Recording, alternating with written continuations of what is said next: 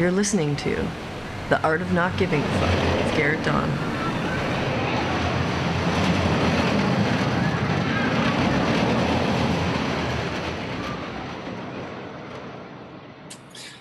All right. Hey, everybody. This is Garrett Dawn with the Art of NGF, Victim to Adventure podcast. I want to say a special welcome to Amir Rajan. Am I pronouncing that correctly, Amir? That was a perfect pronunciation. Excellent. So thank you very much for coming on here. We've only very recently become acquainted, but I'm already very excited just with talking to you before we pressed record here. So Amir is a self-proclaimed hacker, but in a deeper philosophical sense of the term that we might touch on a little bit. A self-made game developer who builds mobile games and a successful transitioner from what we might call a more restrictive office environment to running your own show, as it were. Yep. So thanks a lot for coming on the show. It's nice to have you here. I mean, I'm always happy to talk with different people and kind of get their experience. And it's always a bi-directional street, right?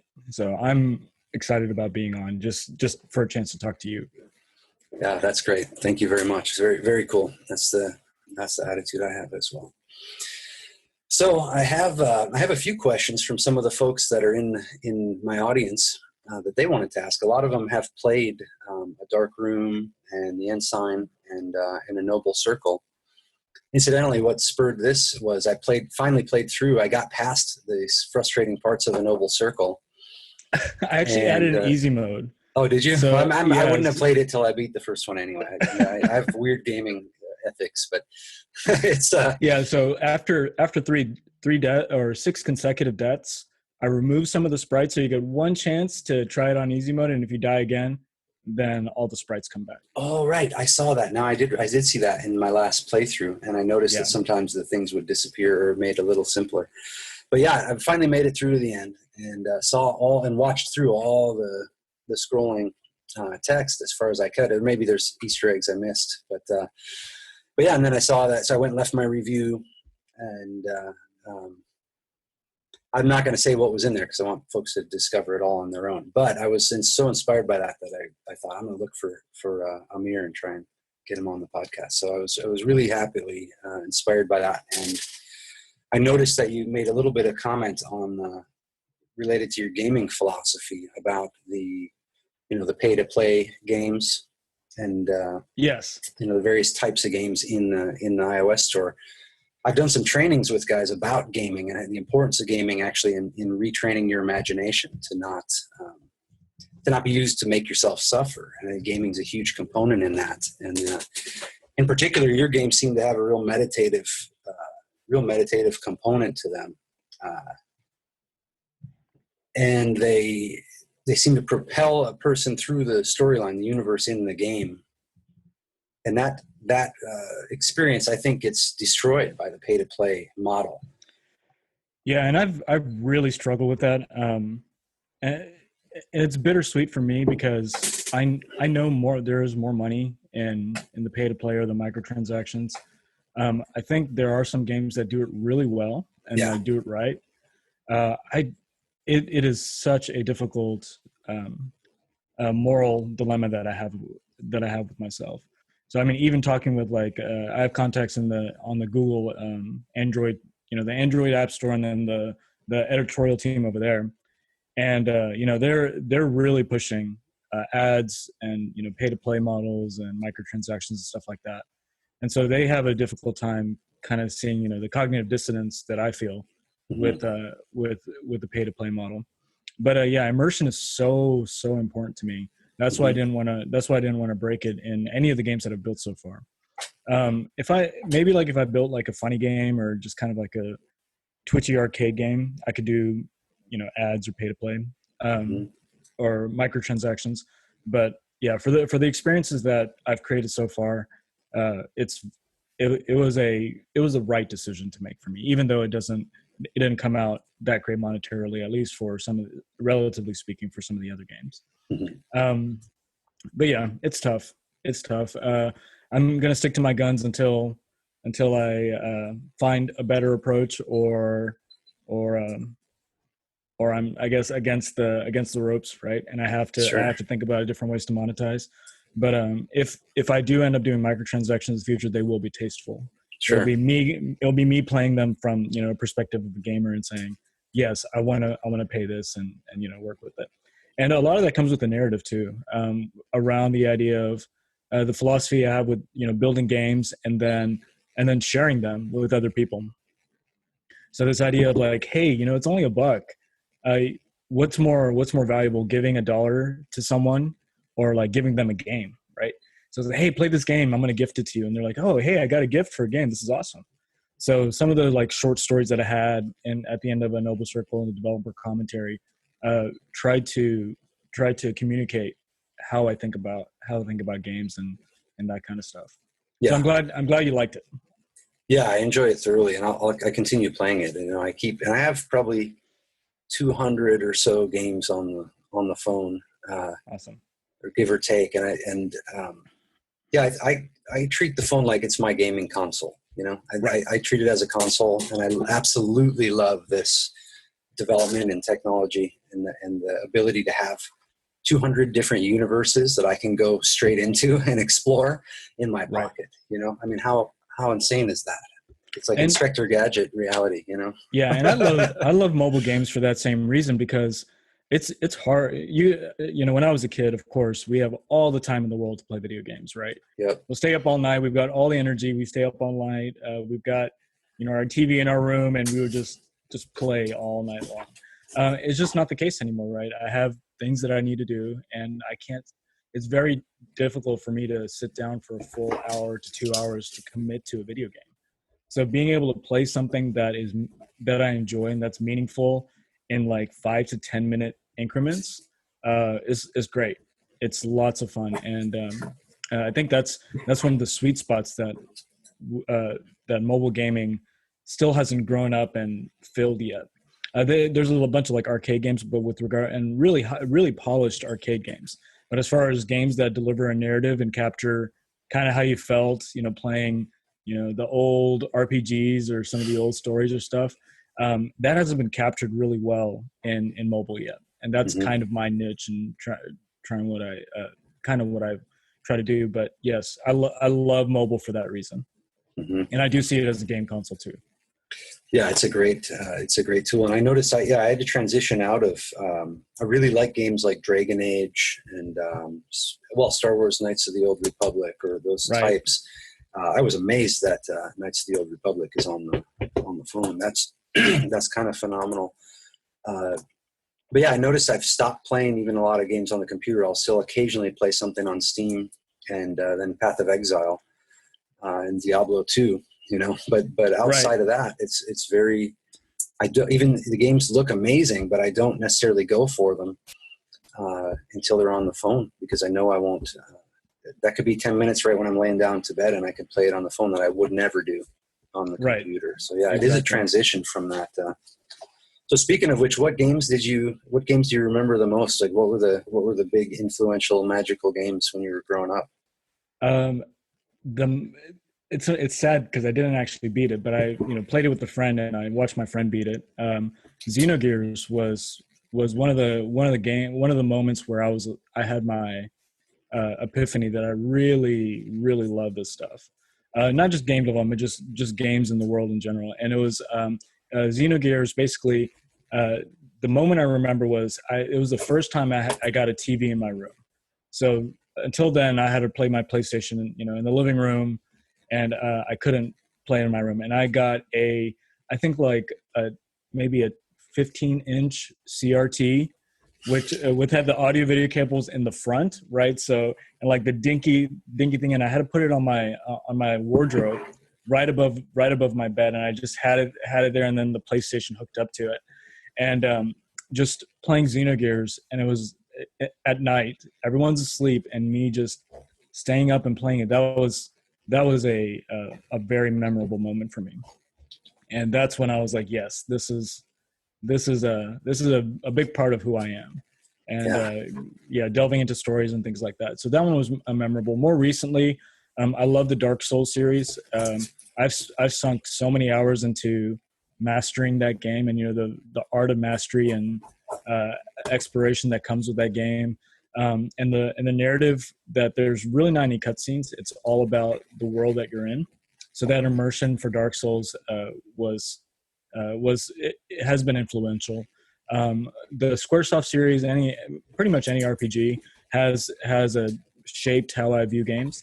Final Fantasy Tactics, Final Fantasy VII being the two most memorable I was going to bring up 7 too. I remember that was a real something changed with that Final Fantasy VII. Wasn't it like 7 or 8 discs? It was the first. It was the first one with 3 discs. 3 discs. That's right. Yeah, and Final Fantasy VII, I think, was the first one with pre-rendered backgrounds. So you got photorealistic quality back in that day, right? Yeah. Backgrounds overlaid with polygons, and then full motion videos and things like that. So it was a graphical feat that they were able to accomplish with that game. And I remember playing that. I didn't have a memory card when I played that game, and I rented the game from Blockbuster. Oh, shit. So I couldn't afford it. I'm a kid. I can't afford a memory card. So I rent the game from Blockbuster, and then I would just keep the console on. Yeah. Because I couldn't, and I played the first part of that game so many times. So yeah, it was a very memorable game from that perspective too. Yeah. But yep, those were influential too. That's excellent. Did you ever go back to Zelda or any of the NES stuff? Have you toyed around in those? I love Binding of Isaac. Have you ever played that game? Oh, I just saw it on the App Store. They just ported it. They just ported it to the App Store. It's a Zelda-esque game. So if you like Zelda: A Link to the Past, it's got that same kind of over-the-top dungeon crawling mechanic, but it's roguelike. So it's a permadeath kind of game, and it's incredibly fun. I've sunk many hours into that game. Excellent. Yeah. But I've done Ocarina of Time. I love playing that. I didn't play Majora's Mask. I did Wind Waker. I've done Twilight Princess and Link to the Past. So I've done quite a few of those games. Some of them I skipped.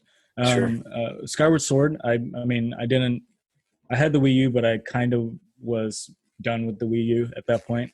Yeah. And so I really didn't play it that much. I'm excited about the new Zelda, but I'm skeptical on whether Nintendo can deliver on the next. Just from what they did with the Wii U, didn't go well for them from that perspective. Yeah. So yeah, Zelda's another one of those games where I really do enjoy playing that game. Yeah. A lot of good memories there. Have you seen speedruns for this stuff? It is insane.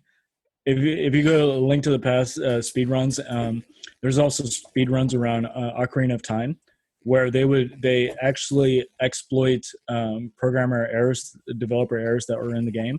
So there's like some unsafe memory space that if you do a frame perfect strafe and die and get caught on fire and use a Deku stick, then suddenly you get transported to the last level or some ridiculous thing. Wow.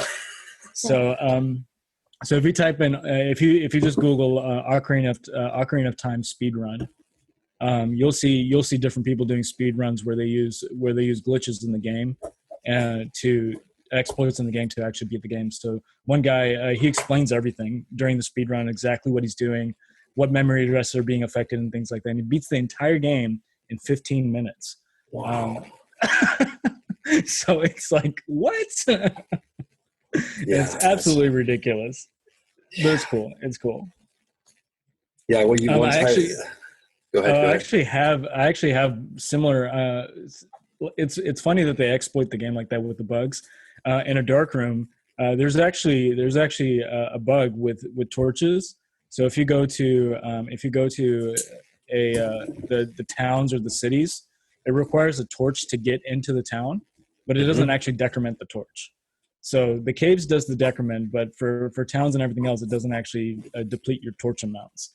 And that bug's been there for 4 years now. Like it's still there, and I haven't fixed it. Have you deliberately left it that way? so it's expensive, quote unquote expensive, to actually deploy to the App Store because I lose my reviews. So Oh, yeah. right now the game has like 2,300 5-star reviews. So it's like I can fix the bug, but then I lose the reviews. So the question really comes to is like, it's a balancing act. And it's the same thing the guys, with Ocarina of Time. Yes, they could have fixed some of those things, but you have deadlines, you have money involved, all those things. And it's a business, to some standpoint. And so looking at my graphs, if I see like I think it's almost a 19% drop in revenue anytime I do an update. Oh, And then man. it takes a good 2 to 3 months for me to recover. So it's like it's 3 lines of code that I need to fix, but maybe when the timing is better, I'll do an update there. So like this stuff just hangs around, and you become empathetic with the developers when you have things like that show up. But it's funny. It's funny that things and people exploit it for speed runs too. I've had someone beat my game in 16 minutes. It beat a dark room? Yeah, the entire game Wow. in 16 minutes, using some of these like different exploits that I just didn't end up fixing. Mm-hmm. So like there's a way to upgrade your punches. If you punch like 150 times, your DPS for your punches gets extremely high. So what people would do they would go to the hut, the very first house on the dusty path, kill the beggar in that house or the scavenger in the house, and then run away instead of continuing. And what that does is it doesn't invalidate that landmark. So they can go back in, punch them a couple more times, run, which doesn't invalidate the landmark, go back in, punch a couple of times, run. So there are quite a few people that use some of those like weird aspects of the dusty path to kind of beat it at very, very fast speeds. Yeah. So that's pretty interesting. Wow. Yeah, I don't think I've ever made it all the way through. I've always died in space at some point. So there's developer commentary at the end. Okay. Darkroom. Yeah. I'm excited to get there. Yeah. So Darkroom and the Ensign, both of those have a developer commentary where I talk about the building of the game, kind of, the thought process with how I made the world consistent, kind of, what role the locket plays, what role the builder played in the game, things like that. Oh, very nice. I'm excited. I'm not gonna spoil it for myself with YouTube or anything. I'm gonna play it the way through. But yeah, that's awesome. So I'm gonna run through some of these questions by some of the guys. Absolutely. One of them relates is what how long does it take to make and release an iOS game? And I know that's a big question because it's different for whatever type of game. But right. I would say, generally speaking, with iOS games, my games take about anywhere from 1 to 4 months to build. So a Noble Circle took much longer because I only built it on the weekends at a full-time contract gig that I was trying to juggle at the same time. Mm-hmm. But generally speaking, 1 to 4 months is kind of the range you want to target. And specifically for iOS, the games are generally smaller. Mm-hmm. They're generally built by a smaller number of people. Like Kingdom Hearts was 600 people 3 years, right? So when you're talking about a mobile game, your time frame has to be much shorter. And another reason for that is that there's a business aspect. The profit margins and the potential revenue is much smaller, right? We're talking, I think, like a successful iOS game will probably make $5,000 annually, and I consider that successful. So, and that's obviously not the Candy Crushes and the big players, but just a regular Joe Schmo iOS game makes that amount. So if you think about, well, it's gonna, I have best case $5,000.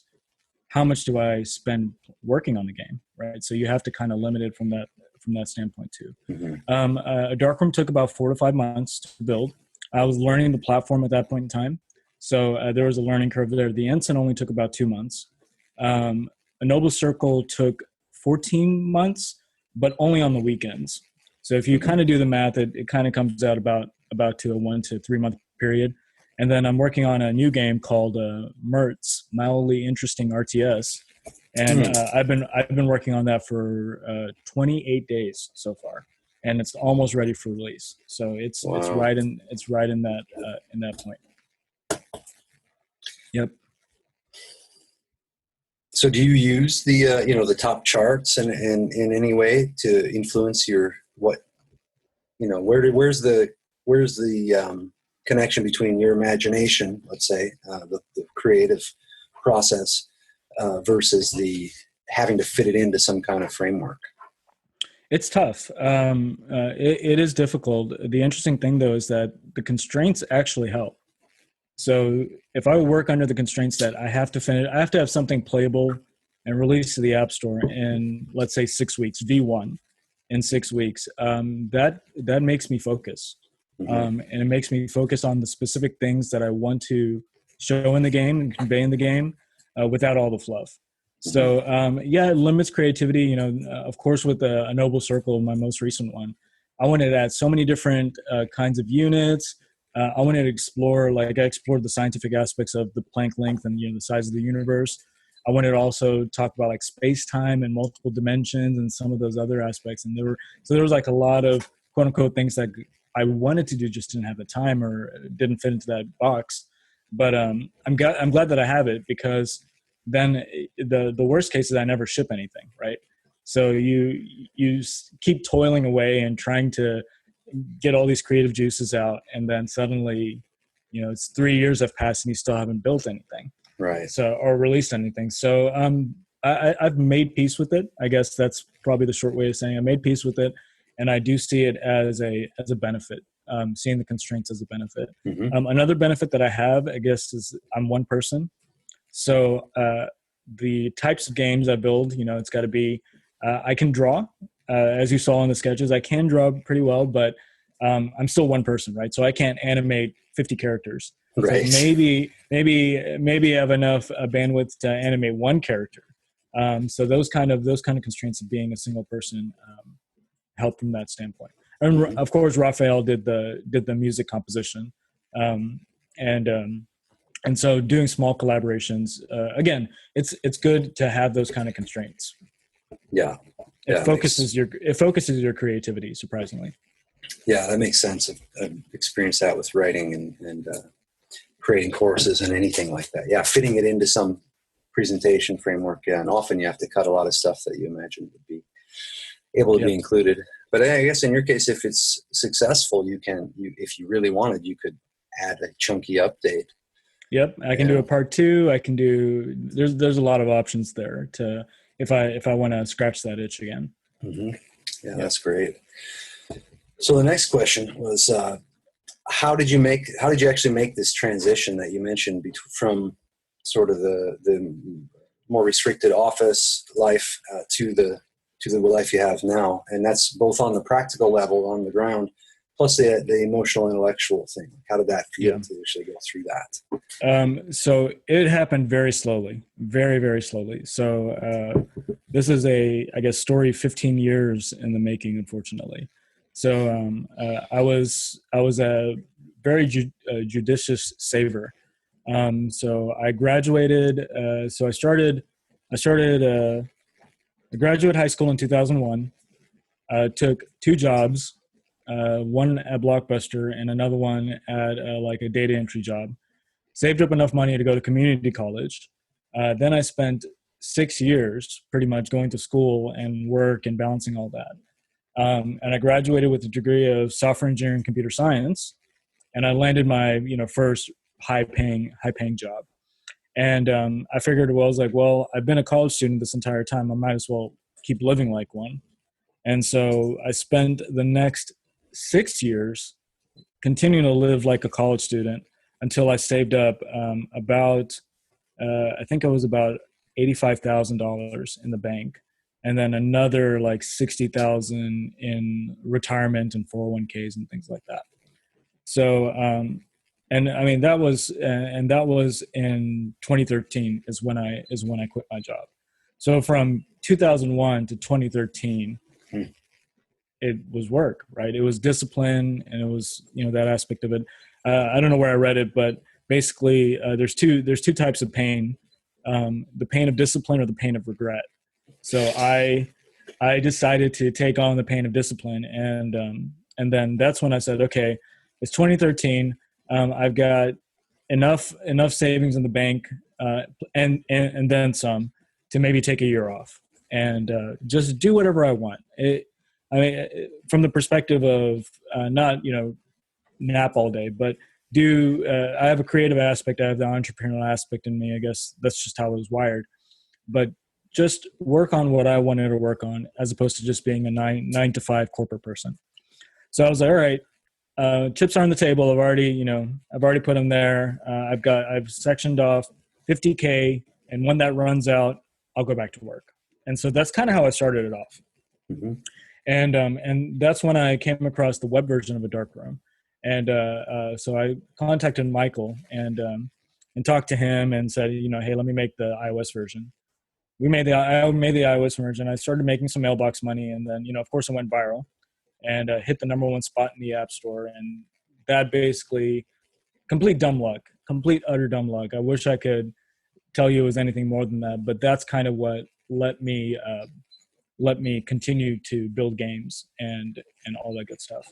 So a part of it was a lot of hard work, a lot of saving, being cognizant of how much I was going to lose by doing it, Mm-hmm. and being very conservative about when I was going to do it. So that part worked out, and then I just kind of did what I enjoyed, and I lucked out. So unfortunately, a big part of that was luck also. So now it's like 4 years later, and the popularity of a dark room has obviously fallen. Popularity of the Ensign, a Noble Circle, was modestly received. I'm very happy that I built it, but from a financial standpoint, relatively small earnings there. So I'm kind of in a position where if things keep going the way they are, I'm going to have to go find a job again.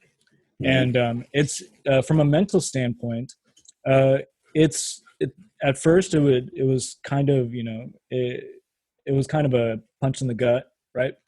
But it's just life. I think we go through phases. There's this won't be the last. If this independent stuff ends, it won't be the last time that I do it, right? There's nothing stopping me from saving up for another 5 years and doing that again. And the good thing now is that I'm in much better financial position. I've got a paid off house, so I took a very humble, got a very, very humble house, was able to pay it off.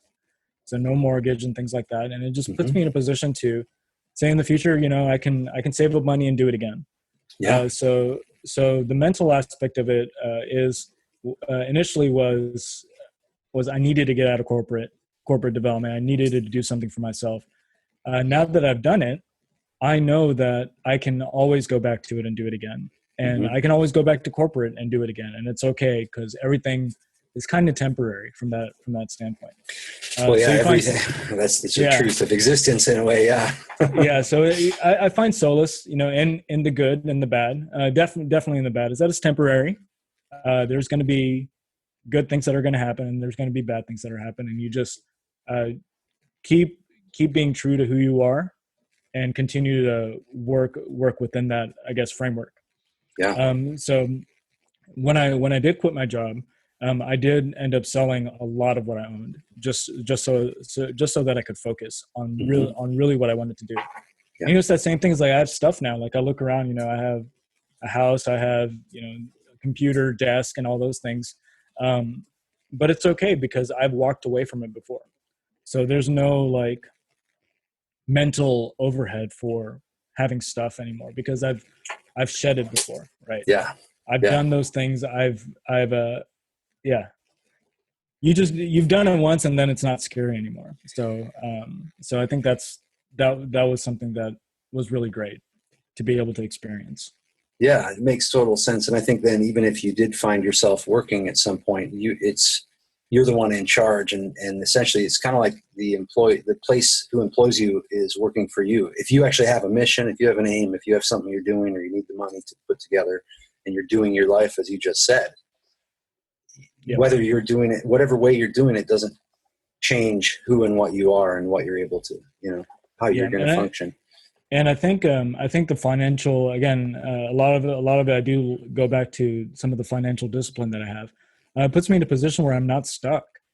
I feel really bad for some people that are like, I need this job because I need the income, because I've got all this other stuff, and I can't pursue what I want to do. So from my perspective, when I go back to work, if I don't like where I'm working anymore, they can't keep me there. They have no leverage on me from that perspective. So while I am still working for someone, to your point, I am kind of my own boss, because there's no obligation from my standpoint, or no reason for me to stay there if I'm not happy.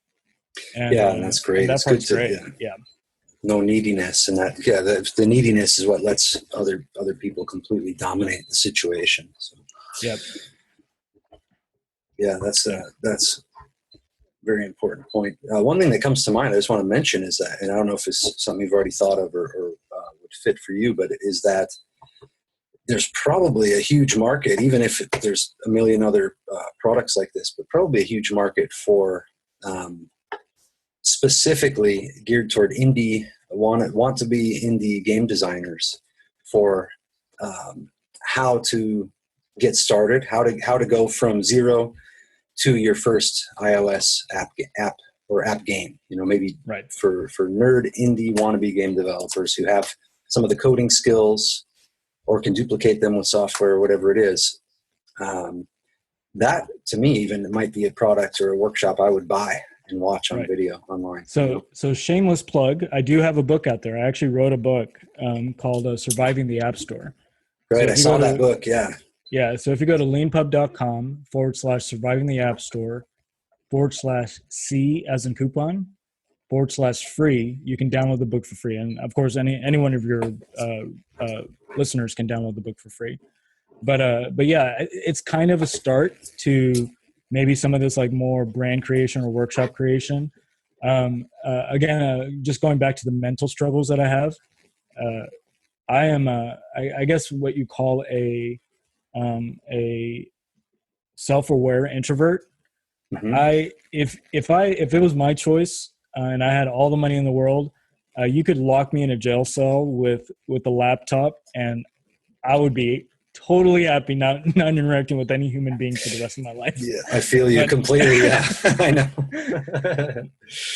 So the aspect of one aspect of writing the book was giving back and helping anyone that really wants to kind of at least be more educated on doing indie game development. The other aspect is I still have to kind of maintain some kind of side business, right? A side hustle, whether I go back or not. So there's two components to it, but I do have that, and I'm thinking about doing more things around helping indie game developers kind of make it, or at least set their expectations on what they can expect from this kind of world. Sure. Yep. Yeah, I mean, I could even see something like that, just a series of keynote or PowerPoint presentations, right, in chunks, and then some interviews like this thrown in as a bonus, and and then a copy of your book, and a nice robust download package for a few $100 or something would.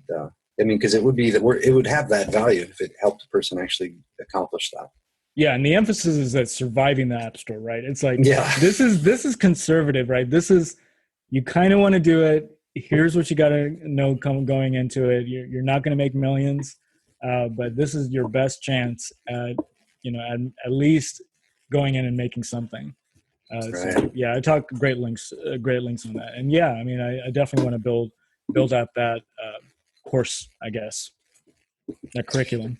Yeah, it'd be worth researching, and just check and see what the search volume is in a relevant niche there, and then not let the create a product that probably you're creating it for other introverts, most likely. Yes. so that's gonna actually be to your advantage in the process anyway. Yeah. Yeah, good stuff. So what else we got here? Well, let's get back to games. What games do you play now, specifically on the App Store? What ones do you find really valuable that you enjoy going back to? So my current addiction is card crawl. It's actually an old game. Yeah. I like that one. Yeah. Yeah, it's an older game. I finally picked it up. So that's my current addiction. I always end up playing Alto's Adventure. I love that one. I think that's my favorite. Just kind of zone out. Like I want to turn my brain off and just kind of do my thing. So Alto's Adventure is always my backup game when I can't think of anything to play. When I have nothing to wear, when my wife says she has nothing to wear, she's got a closet full of clothes. So I have tons of games, and when I have nothing to wear, I'll play Alto's Adventure. Guild of Dungeoneering is lots of fun. Have you played that? I totally love that one, and it's so unique. It reminds me of it has a little Settlers of Catan kind of vibe with the way that the dungeon layout happens. Yeah, it's fun. It can get repetitive towards the end, but it's still one of those games where if you just want some bite-sized dungeon crawling, that one's great. So here's one that you probably haven't heard of. It's called Lidolel. It's spelled Ledoliel. I have not. I don't think I've seen it. Yeah. It's basically an alien dating simulator. So, wow. So you basically have a conversation with an alien. It's like menu option based, and you have to try to survive and not piss them off, because you can piss them off and they'll kill you.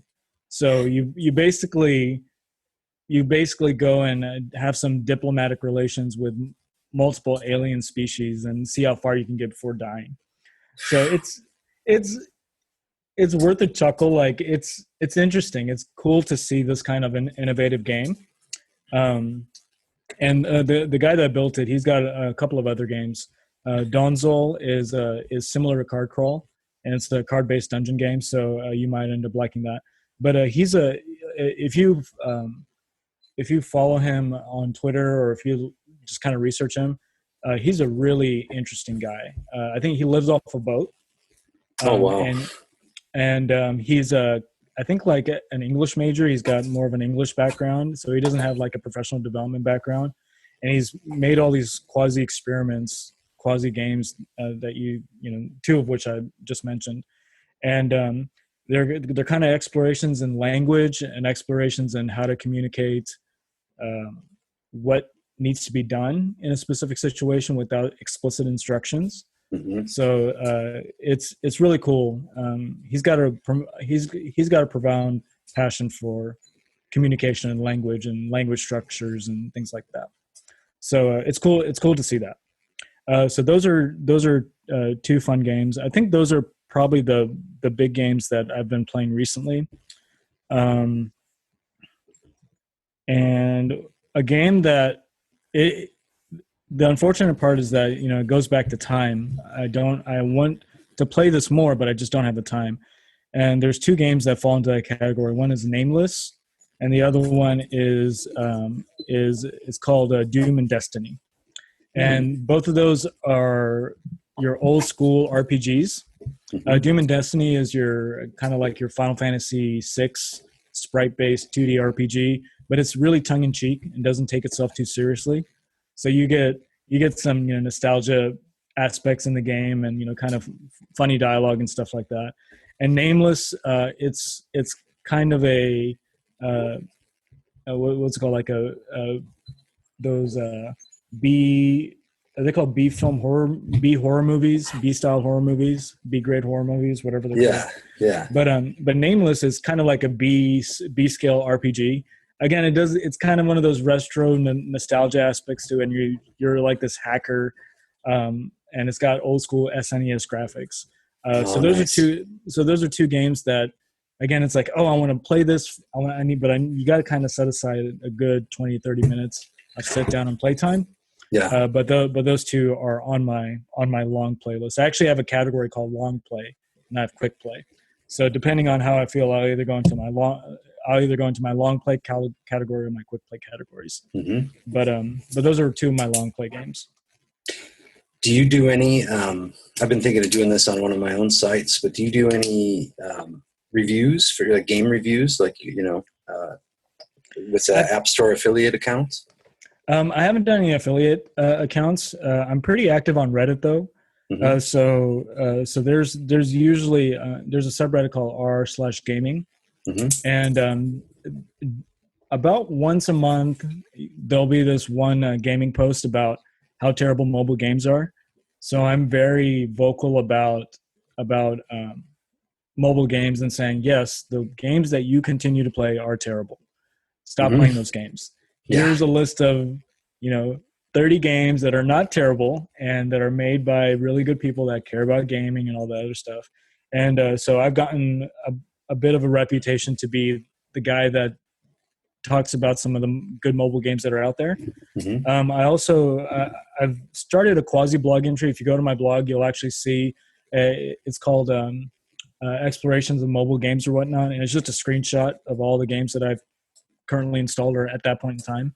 But I want to expand on that and talk about why this is a good mobile game, why it isn't a good mobile game, et cetera, et cetera. So yeah, it's on my list. I'm kind of building up a palette, I guess, for mobile games.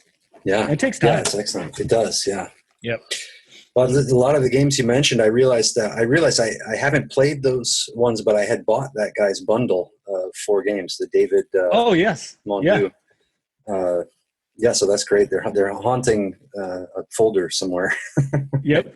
So yeah, 2 of those games are the short play games, and he's got his other 2 games are more of a long play.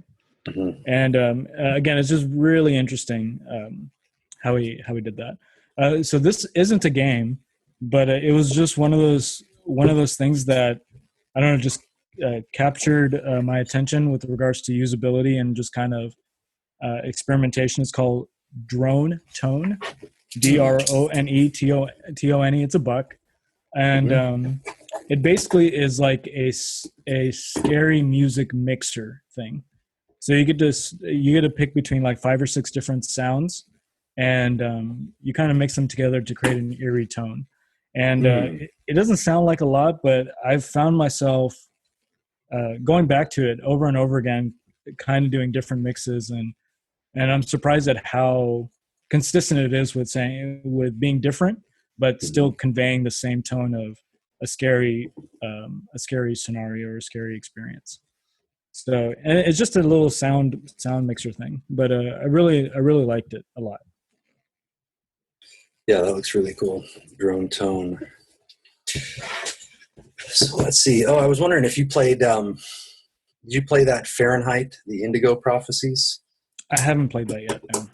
Yeah, it was. I don't know. I think that might have been a port from somewhere else, but no, I just was interested because the way in which it demands you do the actions is almost to the point of it was grueling at points, for like pressing sideways for a fight scene or doing different things. But I started to realize that they were able, with the demands they created of the physical actions you had to take, would actually approximate the state that the character was going through. So if they were having a fight, you'd feel the intensity of the fight from what you had to do to pass through it.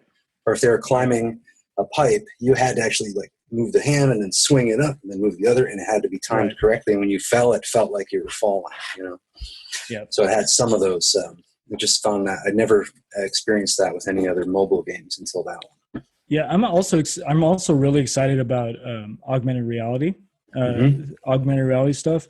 So Pokemon Go, I downloaded that, tried it out.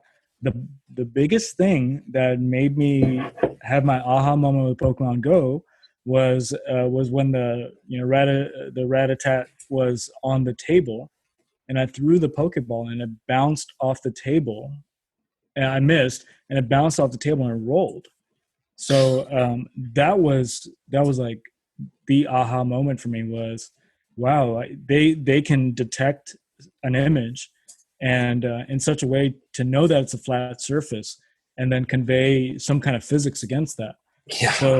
So one of my ideas is creating a narrative where you almost see like another dimension from your phone. So you look at a wall and you see a picture hanging from the wall, or you look at a table and there's a book there, and then you can kind of read the book through your phone, saying that, wow, there's actually a book lying on the floor in this area, and then kind of expand on that and see what kind of reality you can create through those kind of experiences. And the cool thing is that these are things that consoles can't. They have virtual reality, but they can't convey in the same way, right?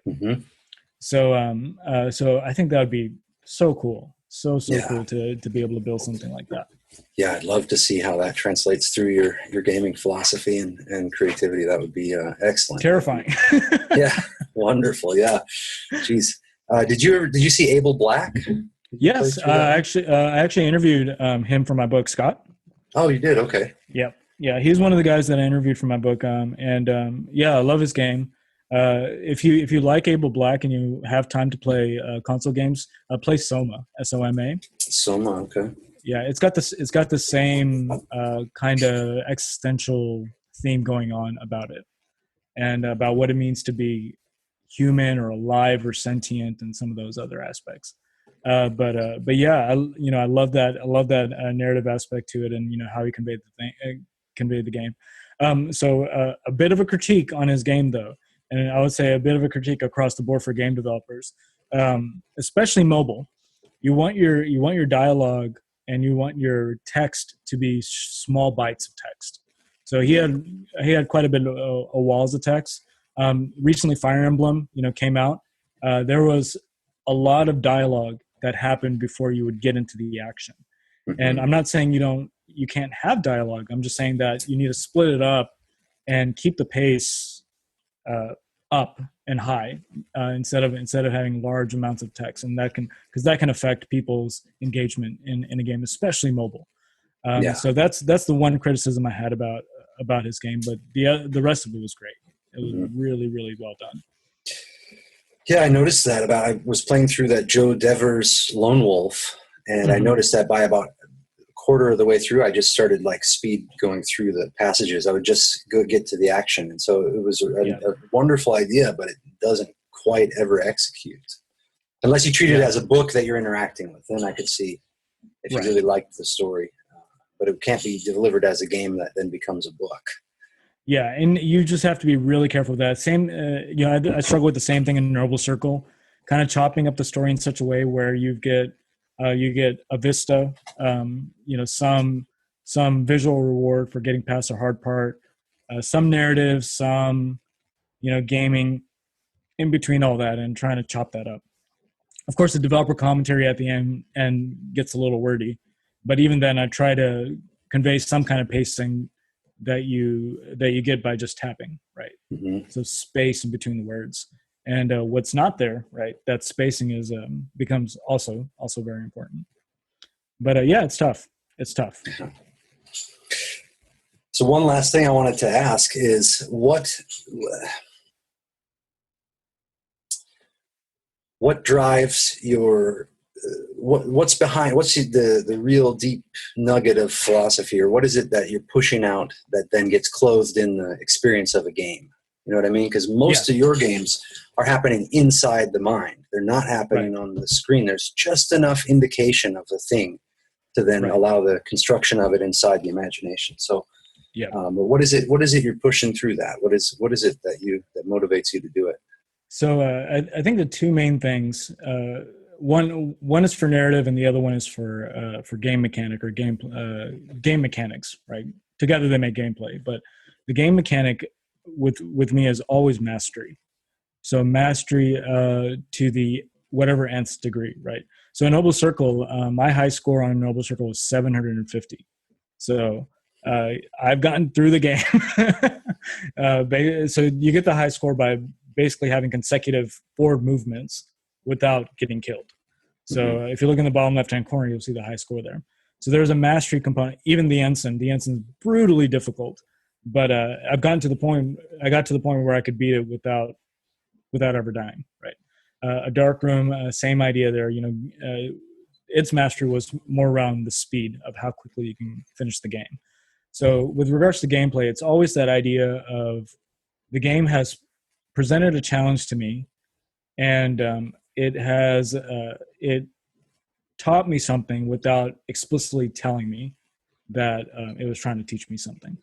And I know that I've gotten better because I can see it in myself, and when I give the game to someone else, they are absolutely terrible at it, and I can laugh at them because of how terrible they are at the game. So mastery is a strong component in my games. The other component is emotion. So with there's emotions that I want to explore with most of my games. so far at least. For a dark room, it was this feeling of kind of discovery and loss, right, with the builder and some of the other interactions you have with her and with your villagers and all that good stuff, right? So that discovery aspect was an important component. For the Ensign, it was cognitive dissonance. So the idea there is that you're presented situations where, morally speaking, you probably wouldn't take that action if it happened in real life, but you're put in a position where you would, if you don't take that action, you could potentially die and have to start over again.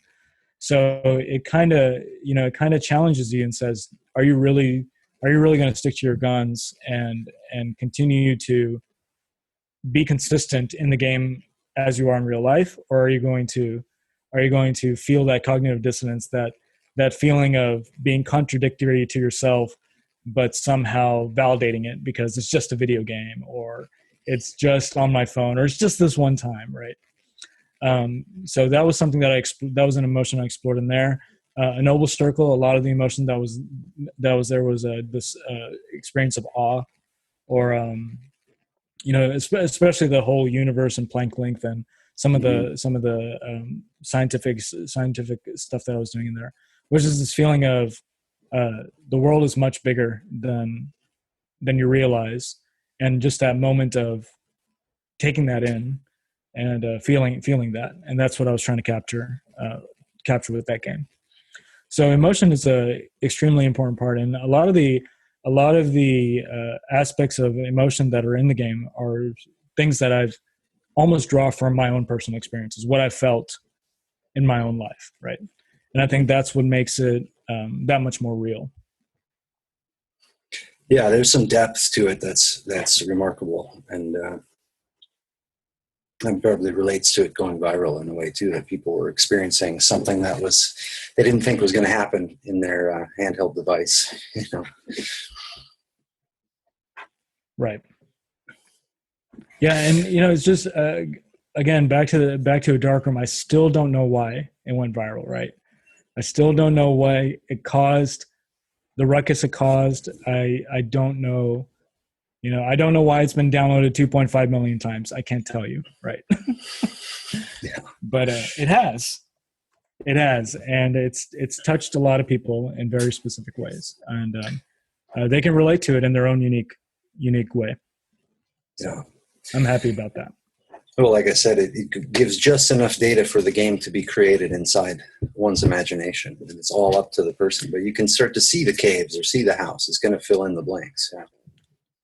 Right. I actually on Twitter, asked people what color they thought the locket was around the builder's neck, and I got crimson, I got orange, I got steel gray, I got a gold trim with a little bit of fire red inside, or it was everything across the spectrum. I thought it was like, blue, right? But people were imagining that locket in very, very unique ways, and it was surprising. It was so surprising to see how people even imagine such a small component in the game, however important. But it was really cool to see that. And you're right. Yeah, people just run with it, and they really dig in. And in that become part way, of the game. That flips that argument that used to be so popular when I was a kid, that gaming versus books. I don't think it's a versus at all, because I love books and I love gaming. I don't see why there has to even be a dichotomy. But that gaming actually can demand more of the imagination than a book does, because there's the interaction.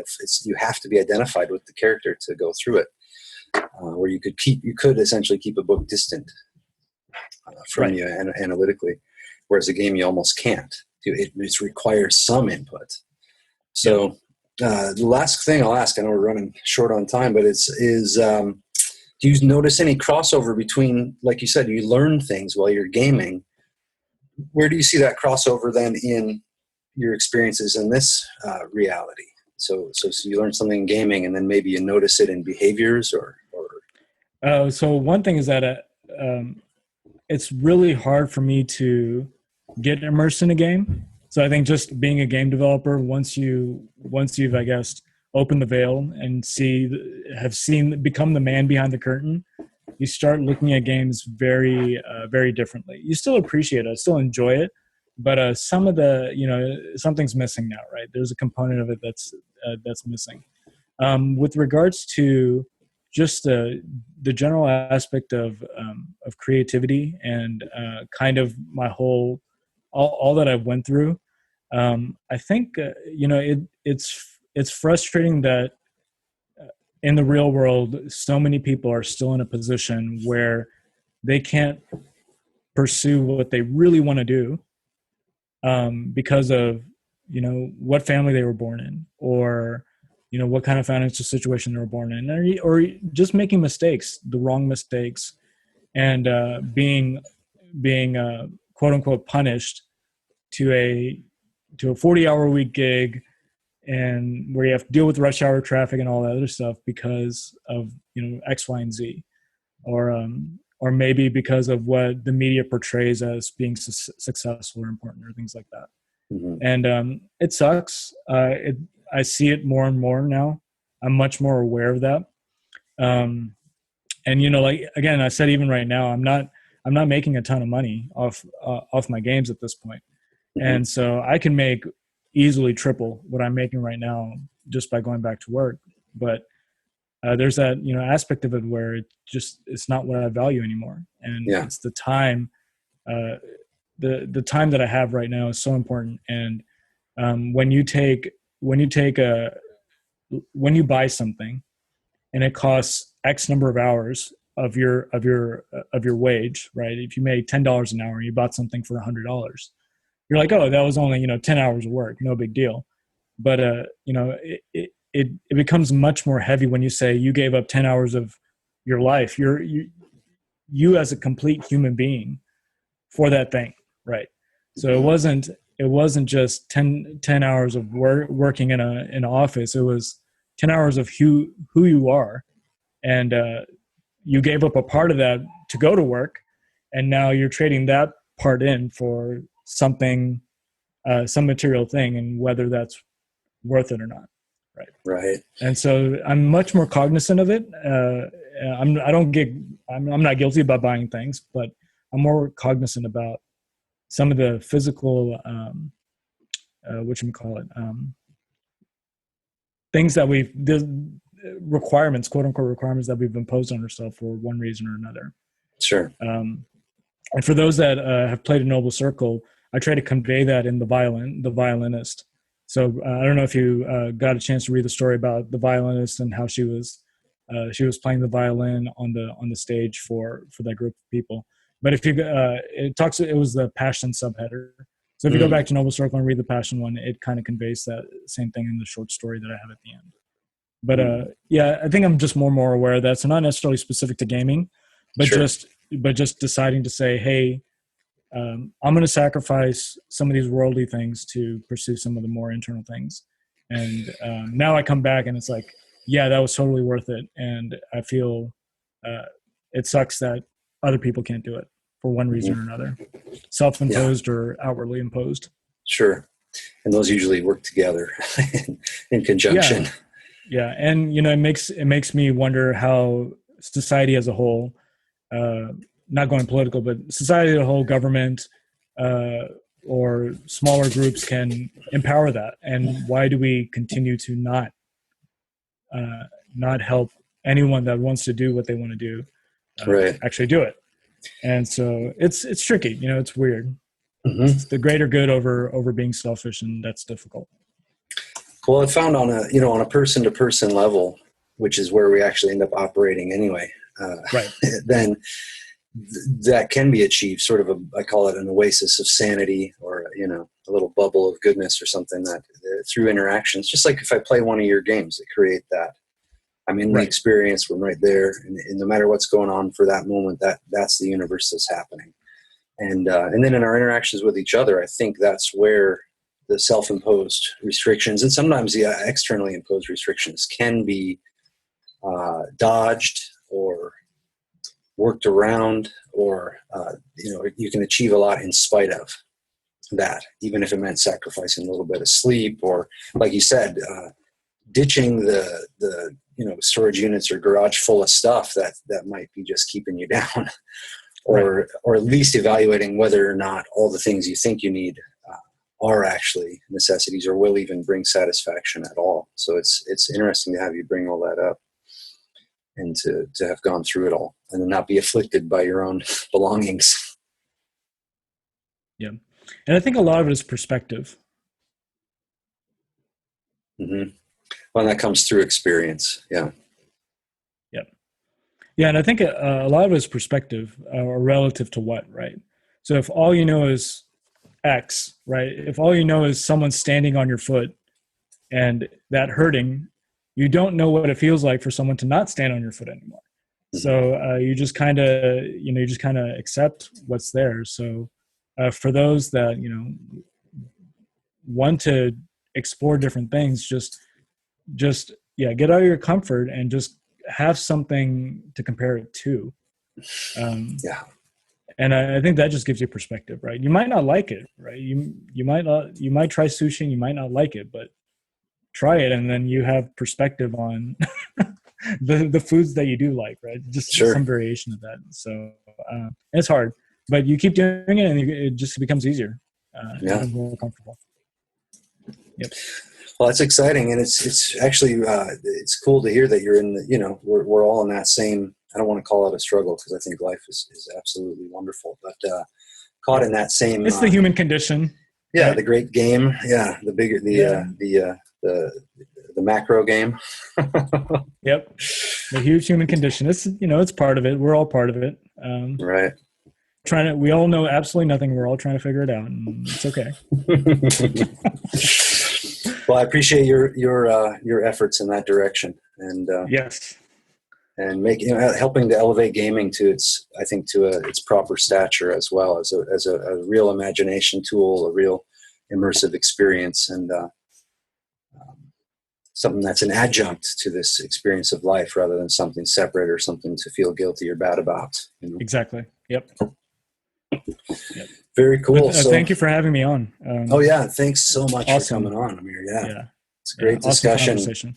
Yeah, man. And if we, I always ask the folks if they have more questions, so I'll reach out to you if there's a chance to do another one. Absolutely. Dive into some other directions. But this is great, and I look forward to any games that you ever put out. I will promote them and recommend them to folks. I really enjoy it, and it's exemplary of my own philosophy about gaming too. So I appreciate it very much. Awesome. All right, man. We'll talk to you again soon. All right. Bye. Thank you for listening to the Art of Not Giving a Fuck podcast. For more info, visit artofnotgivingafuck.com or radicalindoing.com.